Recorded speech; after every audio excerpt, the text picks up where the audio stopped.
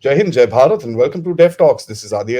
I have with me someone really, really special, someone whose books I've admired, especially the one on the Dalai Lama, Mr. Francois Gautier, who is an author, who's a speaker, a writer. I think there are too many feathers in his hat that one can actually describe, but one will not be able to still do justice.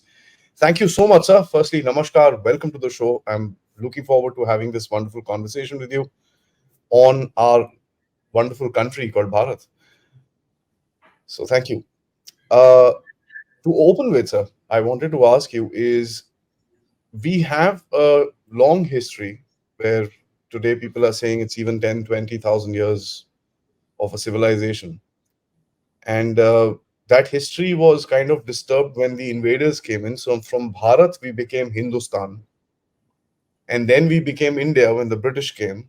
And today we are trying to go back, not physically, not regression, but trying to get our values from Bharat again. Do you see that happening? This is something that I have had a theory about. What is your opinion on this, sir? Yeah, very much. India is taking off. Bharat is taking off since Mr. Modi came to power. I've known Mr. Modi since maybe 2006 or 2007. Met him in Ahmedabad a few times and two times since he became prime minister. So I've been an admirer of him, and obviously the best prime minister that India ever had. There is no doubt about that. And obviously, he's taken India, he's taken Bharat on the way up. He's put Bharat on the world map. Now, it's a very interesting question because there are many countries who have great past, like Egypt or Greece, or some of them are civilizations that disappeared, like Mesopotamia. So you see that today, because of invasion in the case of Egypt, because of forgetfulness in the case of Greece and Rome, um, these people have lost their roots. It's only in history books. The wonderful thing about Bharat, I mean, I've been studying Indian history since I covered Kashmir in the 90s, and I got interested in Indian history, starting with Aurangzeb and many others. The wonderful thing is that in spite of repeated invasion, in spite of so much blood, bloodthirsty invasion, because India was raped on and on again, not only by the Muslim, but also Alexander the Great, and of course the British were not as cruel as the Islamic invader, but they were there were great famines under them, which killed millions of people. Bharat managed to keep its roots, some of its roots, some of its, practices like yoga and pranayama and meditation and Ayurveda. So I never cease to wonder about that because, okay, Mr. Modi came and he put that in the open, but before he came, in spite of since 1947, in spite of so many Congress governments which had the tendency uh, to look towards the West, especially during Mrs. Sonia Gandhi's reign when she was the de facto prime minister of India for 10 years. India only looked to the West. India discarded its roots, turned its back. Nehru himself turned his back on so many of India's greatness, so much of Bharat's greatness. So, in spite of that, before Mr. Modi, we see people like me who love India and have traveled extensively in India. Everywhere I've been, I saw some small ashram, some sadhu, some guru, someone teaching pranayama on the bank of Ganges, so many ashrams. So this knowledge is still there in India. And in fact, when I arrived, I drove from Paris to Pondicherry when I was 19 years old, and it was a very adventurous trip through so many countries. And you from Pakistan, you drive to Delhi. And the first night I spent in Delhi, I spent it in the Shri Aurobindo Ashram, which now is a huge school, the mother school. But in those days, it was a very small ashram. There were still fields around this ashram. So the first night I spent in India, I felt that spirit of Bharat. I felt that India, Bharat was a living entity. That in this very soil, there was a knowledge, there was a presence, there was something emanating from the very soil of India. And indeed, I had this experience again in different places. I had it very strong in Almora the first time I went to Almora. I had it in Pune. This is why I started a museum of Indian history in Mm. Pune dedicated to the great Shivaji Maharaj. I felt it in Srinagar, of all places. I was covering Kashmir, as I said, for many, many years. And in those days, there was constant curfew. People can't imagine now because they go to Kashmir for holidays, but in those days there was constant curfew and it was empty. Srinagar. I've been on the Dal Lake alone two, three times, which was quite an experience. So I felt it in Srinagar. On the banks of Jhelum one night there was a curfew, and you could walk a little bit. So I walked. There was only one hotel left open in Srinagar. It was called the Aduz Hotel, and all the journalists would come from Delhi, including Mark Tully and so many.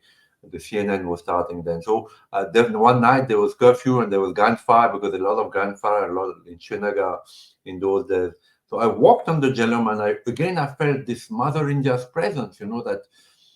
That there was in this land of Kashmir, which was torn by militancy and rape and death, and it was after the ethnic cleansing of the Hindus of Kashmir, that there was still a presence, of Bharat Mata of India, and that's it. This was why it was important to keep Kashmir, not only from a strategic point of view, because like Tibet, it overlooks India, and India can be surrounded by enemies, but also because there was a living presence in the very soul of Kashmir. So yes, Mr. Modi has taken off, has shown the world that what Bharat is. But before him, the Hindus, the Hindus, the people that are called the Hindus, and the spirituality that props up Hinduism from behind, like universal spirituality of who am I and what happened when I die, what is Atman and what is an avatar, what is Dharma, what is karma. This the Hindus who kept that knowledge. Of course, they've elected Mr. Modi. This is another story. I mean, we're not going to talk about that. But my gratefulness goes to the Hindus before Mr. Modi because they preserved that knowledge that Mr. Modi took and gave it a name and gave it a body and gave it a worldwide diffusion. You've described it so beautifully. So my question to you is that why is it that a lot of people in the West, especially, don't want to even understand this value of this country? People want to learn about China, they want to learn about the Ming, King, Qing dynasty and everything, but they don't want to learn about India. What is the reason? Yeah, so there are so many answers to that, of course. So many answers to that. The first one is that Hindus are not a very, they're not a very warrior-like people anymore. They don't stand up to calumny and prejudices, and when they're attacked or when they're, you know, they don't stand up. The Hindus you see in the United States, or though there is a beginning now, UK, rarely stand up for their brothers and sisters and their country like the Chinese do. The second, of course, is that the most important one, I think, is that there is an unconscious feeling of superiority among Westerners, Western correspondents in Delhi, or Indologists, who are Mhm. tasked to enlightening India, in United States or France or Britain. They always feel that unconsciously, sometimes conscious, that my Judeo-Christian civilization is superior. You know, these people, they adore a million gods. They're inferior. So it's been a battle for me because I've been battling this misunderstanding of India in the West, particularly in my country, France, for a long time. And I don't think I've been that successful because, for instance, in France, there is a body subsidized by the French government, which is called the CNRS, Center for Research of National Studies, and they have an India group there. And these people have always been very hostile to the Hindus, to Mr. Narendra Modi, to the BJP, to me. At some point, I was writing for one of the most famous papers of France called Le Figaro. And of course, I spoke about the Hindus, I spoke about the invasions. So they went big time after me. Um, these people still have the upper hand because whenever there are elections, or the elections that are going to come now, it is these people who will be called to comment on television, on newspapers, and they will repeat the same thing. Hindu fundamentalism. Mr. Modi is a very dangerous man. Never forget the Godhra pogroms against Muslims. Hindus abroad are funding this right-wing fundamentalism, Hindus in the United States. So there's one particular guy called Christophe Jaffrelot, Hmm. who has been the leader of this anti-Indian Indologist, and I fought him, and he, of course, he doesn't like me, but I fought him very hard. I continue to fight him in my books, in my articles. When Mr. Macron came to India, but it didn't make much difference. There is a it is like a invisible, hostile attacks on Hindus, which at the moment we are powerless to fight. But I think Mr. Modi, who himself is a very tough man, eventually, both by putting Bharat on the world map and also being a little tougher with his people, I see that Mr. Amit Shah, I think, probably. Close the door to one of these Hindu haters from the UK, herself, unfortunately, Hindu. I think this is the right thing to do. I mean, the Chinese have done it, and nobody tolerates people who spit on your own country and then come as if they are most welcome. So I have been telling the Indian embassy in Paris for a long time that they should not allow Mr. Christophe Jaffrelot to come to India, not give him a visa because he's been coming for 30 years and he comes and meets the people of JNU and he writes in the Indian Express. He's got a red carpet in India up to now. I don't know what will happen next time. So I've been talking to the ambassadors, the 3, 4 Indian ambassadors in Paris and 3, 4 Indian consuls. Why do you give him a visa? Why do you give a visa to this man who spits on you? Who belittles your country? No, no, this is not our way. We are not like that. So yes, these are the two main reasons. And of course, there are cliches in the West of poverty in India, which are propagated by books like The City of Joy, written by a Frenchman, or Slamdog Millionaire. That India is a poor place of poor people. So these cliches are also harming India's image. But the two important things that Hindus don't retort, don't stand up for their own country. And the second is that Westerners, whether they're journalists or Indologists, have an unconscious feeling of superiority towards Hindus and India. Does this come from the time of imperialism, or does this come from an innate just sense of racism?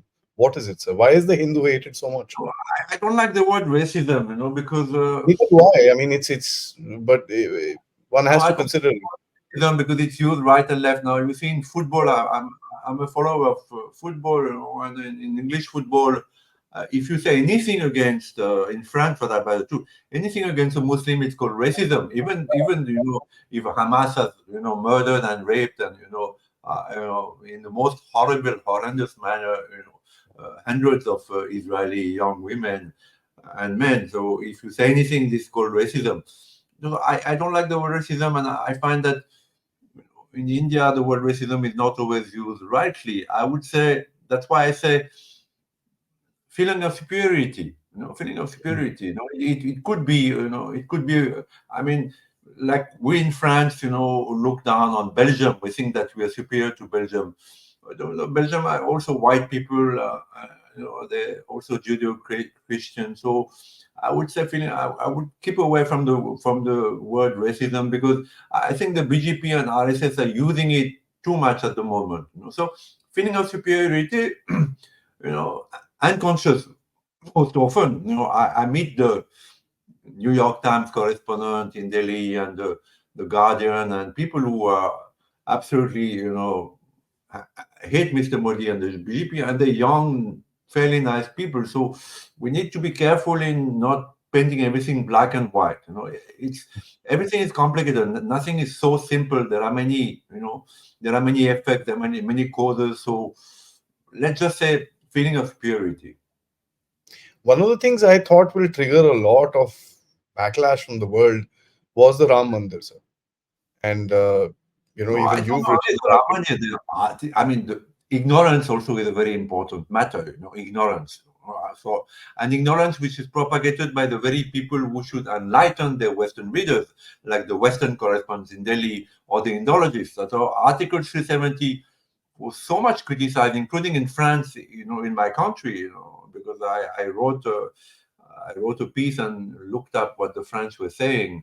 But without knowledge, without understanding that first Kashmir is divided in three. There is Ladakh, which is primarily Buddhist, majority is Buddhist. Then there is the Valley of Kashmir, which is now 99% Muslim, but there used to be 1 million Hindus in 1900, according to census.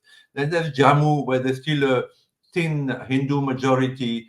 So they don't know that. The second thing they don't know is that, you know, the Kashmiris could come anywhere in India, especially the Kashmiri Muslims. They could come anywhere in India, open a shop, buy land, build a house. But Indians themselves couldn't go to Kashmir. So Mhm. we see today, even I live part time in Oroville, that the souvenir market, the all these shawls and and dresses and things, it's Not good. cornered by Kashmiri Muslims. Oroville is a faraway place from Kashmir. They pay more. I don't know. They sell drugs on the side. They do some black money. I don't know what they do, but they're cornering everywhere in India. They own the Mm. carpet and papier mâché. But Indians couldn't come to. So I said in my article, it's as if Corsica, which once upon a time used to be Italian. Although Napoleon was born there, I mean, maybe 17th, 18th century used to be Italian. So Corsica, there was a Corsican independence movement at some point. It's as if Corsicans could go to France, do whatever they want in France, but French couldn't go to Corsica, and buy land and buy houses. So it's a total, injustice. So Mr. Modi set the wrong right, but nobody explained that. I mean, I'm a Westerner who explained it because I've been to Kashmir, and I love India, and I think it's worth defending. But most Westerners do not explain that, whether they know it or not. I don't know, but certainly people like Jaffrolo or Dre Tushke or Michael Witzel or others, no, they know. Certainly they know. They are academics, they've studied India.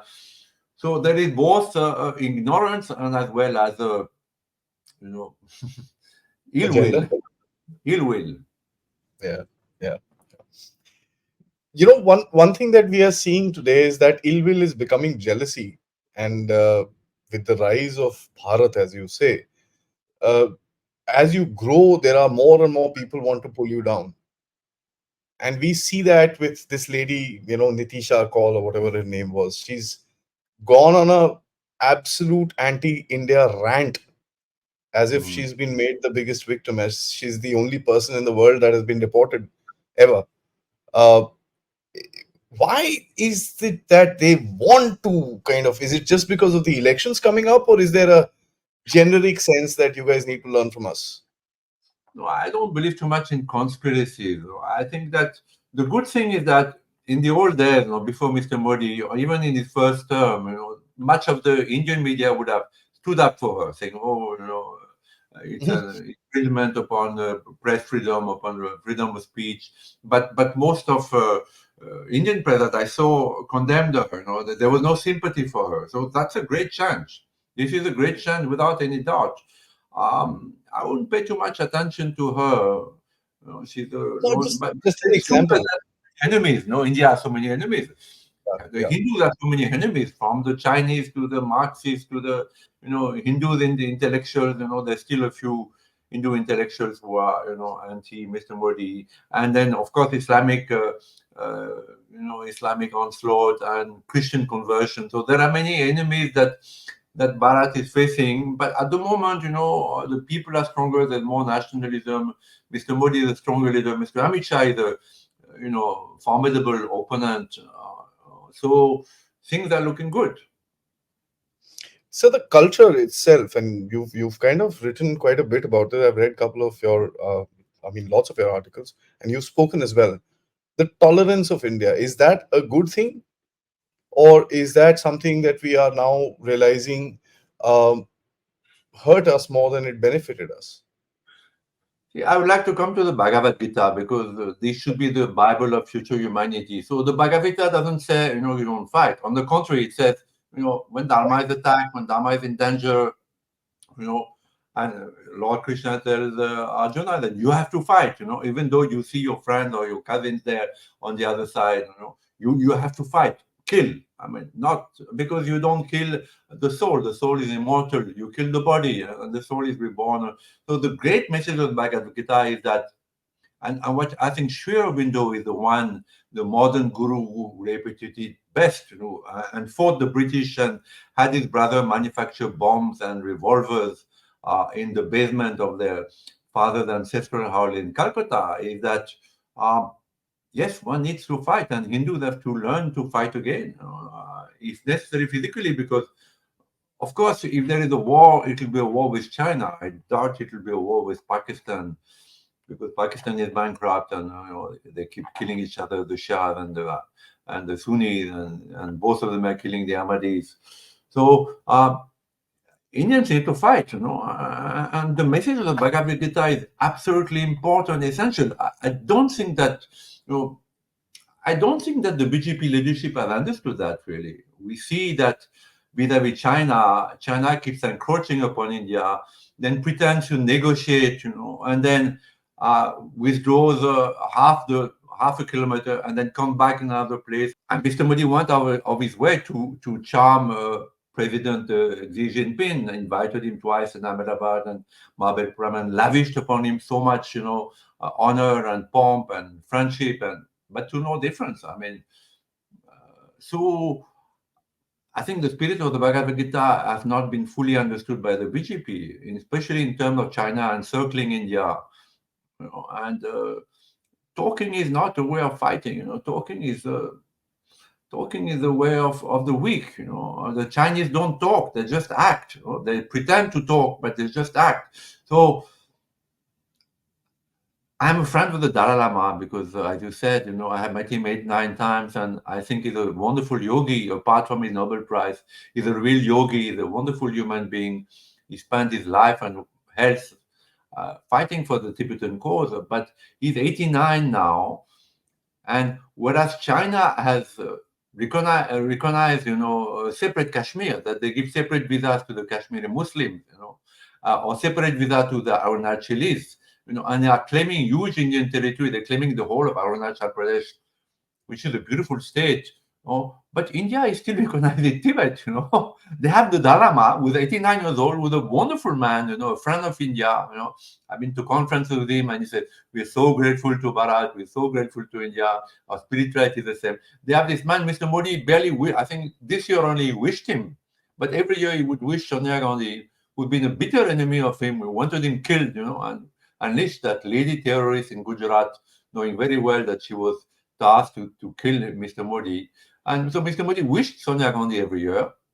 This is Hindu fake tolerance, but never wished the Dalai Lama. So why can't India say, we don't recognize Tibet? The Dalai Lama is the spiritual and political leader of Tibet.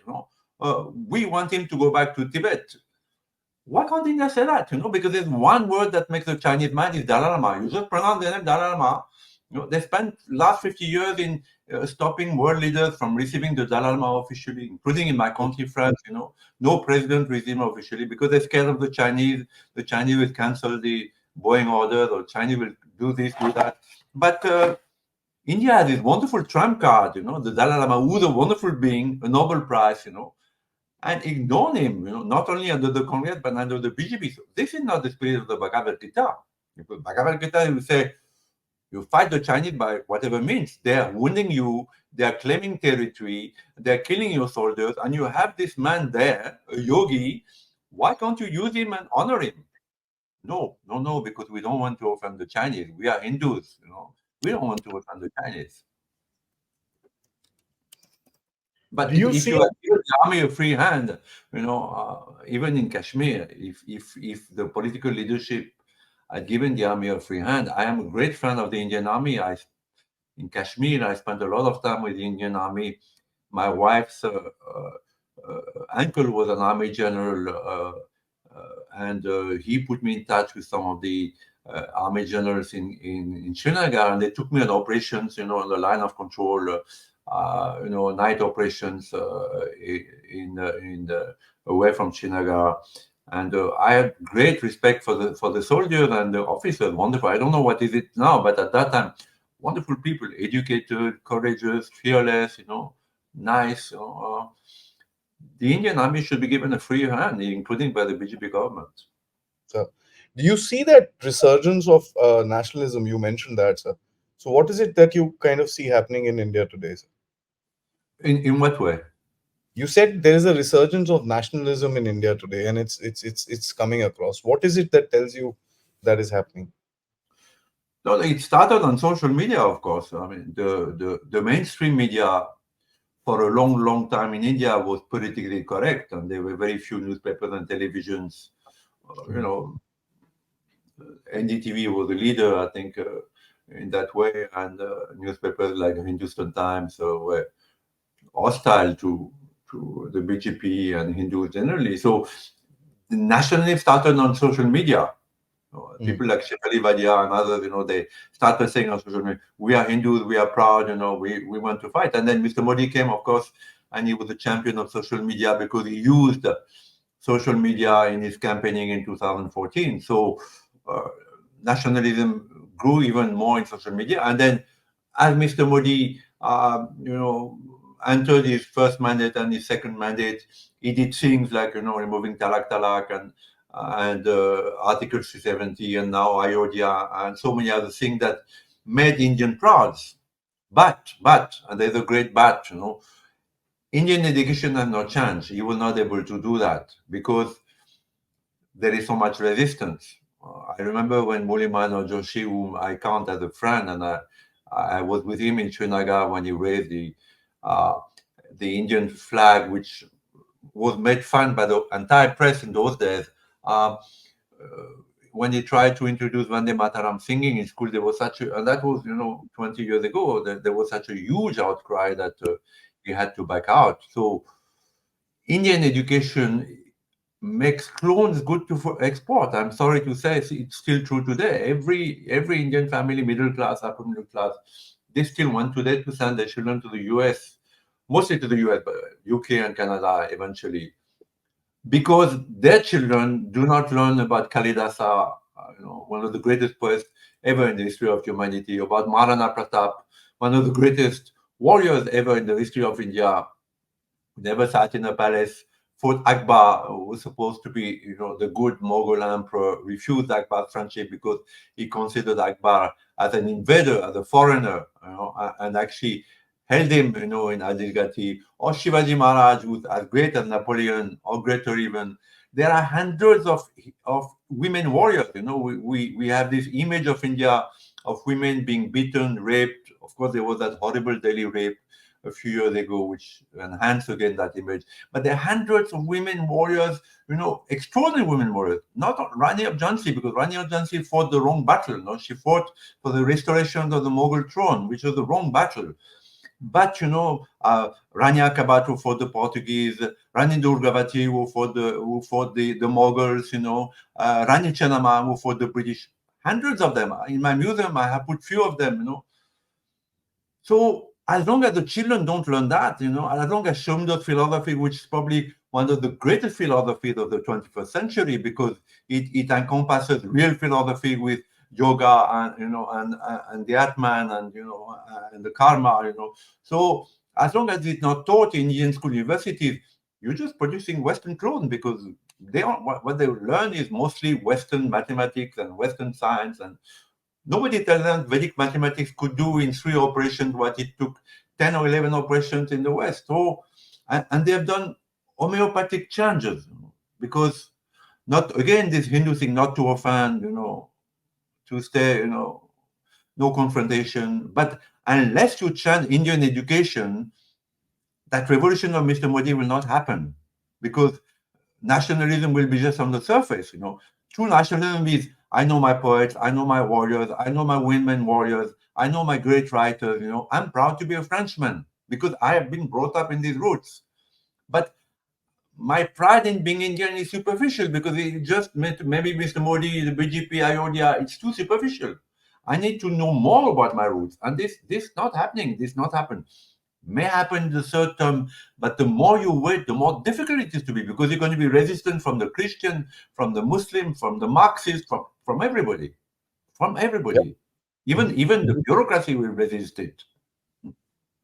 One of the biggest things I think, and I really appreciate your opinion, is that what we've been fighting is a narrative till now in India. What we've been fighting is an anti-India narrative, and we get stuck with these tactical battles with individuals. For example, this call lady or anybody for that matter, Audrey Trushke and this and that. We need to fight the strategic battle. We need to fight the source of this anti-India narrative that comes across.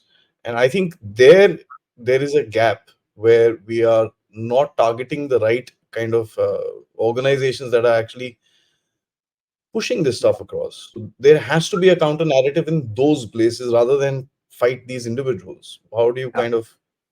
As I said, I spoke to the four ministers, from Smriti Irani to Mr. Dharmendra Pradhan, and I told them each one, that you need to start a school of Indology in India, and you bring young Western scholars, young Western Indologists, who are still young enough, their mind is still plastic enough, and you show them the real India.